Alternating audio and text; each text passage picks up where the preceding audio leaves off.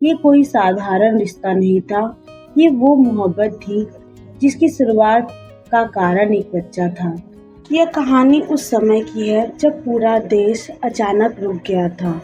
सड़कों पर सन्नाटा था, लोग जहाँ थे वहीं फंस गए थे। उसी ठहरे हुए वक्त में 3 जिंदगियां भी एक जगह आकर रुक गई थी। नैना, यश और एक छोटा सा बच्चा। नैना अपने काम से दूसरे शहर आई थी और लॉकडाउन लगते ही वहीं फंस गई थी। उसी शहर में एक दिन फिर उसे एक छोटा सा बच्चा मिला, लगभग 3 साल का, डरा हुआ, अकेला। उस बच्चे को ऐसी स्थिति में देखकर नैना उसे छोड़ नहीं पाई। वह उसके पास गई। बच्चा भी डरा हुआ था, इस कारण नैना से लिपटकर रोने लगा। दूर से उन्हें एक लड़का देख रहा था जिसका नाम यश था।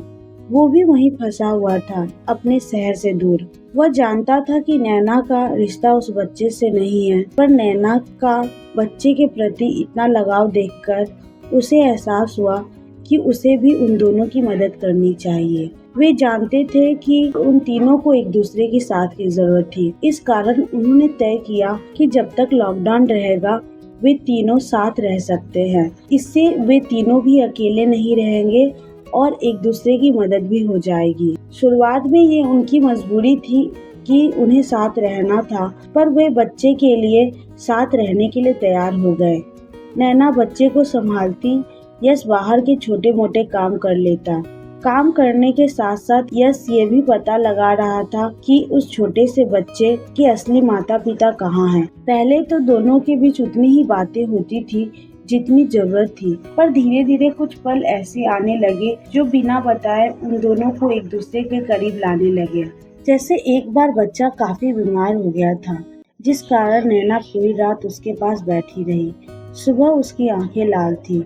यश ने बिना कुछ कहे चुपचाप उसके लिए चाय बनाया। नैना ने सिर्फ एक नजर उठाकर देखा। उसे लगा कोई है जो उसका ख्याल रख रहा है।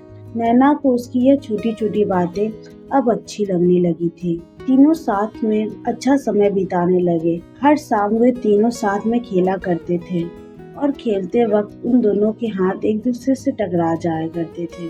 नैना को अब यह एहसास अजनबी सा नहीं लगता था, क्योंकि इस एहसास ने उसे अब एक भरोसा दे दिया था। समय बीता तो उन्हें पता चला कि इस बच्चे का अब इस दुनिया में कोई नहीं है। लॉकडाउन खत्म हो चुका था, उन्हें भी घर लौटना था, पर सवाल उस बच्चे का था, उसे कैसे छोड़ दे। कुछ देर की चुप्पी के बाद यश ने कहा, अगर आप चाहें तो हम ये साथ यही खत्म नहीं करेंगे। नैना ने तुरंत जवाब नहीं दिया, बस बच्चे की तरफ देखा और फिर बोली, ये सिर्फ साथ नहीं जिम्मेदारी कहलाएगी।